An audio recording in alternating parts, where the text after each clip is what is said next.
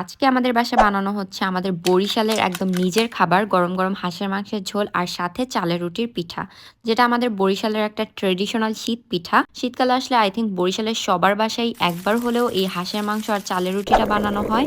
আর এই কনকনে ঠান্ডায় হাঁসের মাংসের ঝোল আর চালের রুটি, এই টেস্টটা শুধু আই থিঙ্ক বরিশালেরাই রিলেট করতে পারবে। চালের রুটি কিন্তু আমাদের বরিশালের একটা খুবই স্পেশাল শীত পিঠা, যেটা শুধু হাঁসের মাংস দিয়েই না, বরং গরুর মাংস কিংবা মুরগির ঝোল দিয়েও খাওয়া হয়। কিন্তু বরিশালে হাঁসের মাংস দিয়ে এটা বেশি ফেমাস। সবাই হাঁসের মাংসের ঝোল দিয়ে রুটিটা খেতে বেশি পছন্দ করে। চালের গুঁড়ো দিয়ে বানানো এই রুটি যখন গরম গরম ধোয়া ওঠা হাঁসের মাংসের ঝোলে ডুবিয়ে ডুবিয়ে খাওয়া হয়, সেটা আসলে না খেলে বোঝাই যাবে না। আমি তো রুটি ভাজা অবস্থাতেই ভাজতে ভাজতে খেতে শুরু করে দিই। আমার কাছে গরম গরম সাদা এই চালের রুটিটাও অনেক মজা লাগে। আর সকালে আব্বু বাজার থেকে নিয়ে আসছিল এই এত বড় হাঁসটা, যেটা লম্বায় আমার অর্ধেকের কাছাকাছি হবে। দেন এটাকে আমরা কেটে বেছে প্রসেস করে আমি এদিকে হাঁসগুলোকে একটু আগুনে পুড়িয়ে নিচ্ছিলাম। এতে করে এক্সট্রা যদি কোনো পশম থেকেও থাকে সেটা ক্লিন হয়ে যায়। এরপর আম্মু মাংসটা ধুয়ে রান্না করতে বসিয়ে দিল। চুলায় বসানো হাঁড়িতে একে একে সব মশলা দিয়ে কষিয়ে নিচ্ছিল।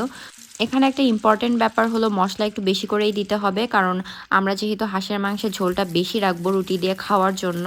সো মশলা কম হলে ঝোলটা ঠিকমতো গাঢ় হবে না আর টেস্টও আসবে না। মাংসটা কষানো হয়ে গেলে হাঁসের মাংসের যে সুন্দর একটা স্মেল আসবে, ওটা এখনই বের হয়ে আসবে দেখবা। মাংস কষানো হয়ে গেলে এরপর ঝোল দিয়ে দিতে হবে আর শেষে ভাজা গুঁড়া মশলা দিয়ে দিতে হবে।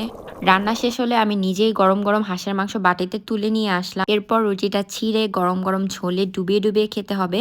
মাংসের চেয়ে ঝোলটাই আমার বেশি মজা লাগে। এমনিতেও আমি স্যুপ লাভার, যার জন্য আমার কাছে ঝোলটাই বেশি মজা লাগে। আর আমাকে দেখে যদি তোমাদেরও এখন খেতে ইচ্ছা করে, তাহলে আর দেরি না করে জলদি জলদি রান্না করে খেয়ে নাও, কারণ এই শীতে হাঁসের মাংস আর চালের রুটি এই কম্বিনেশনটা মিস করা একদম ঠিক হবে না।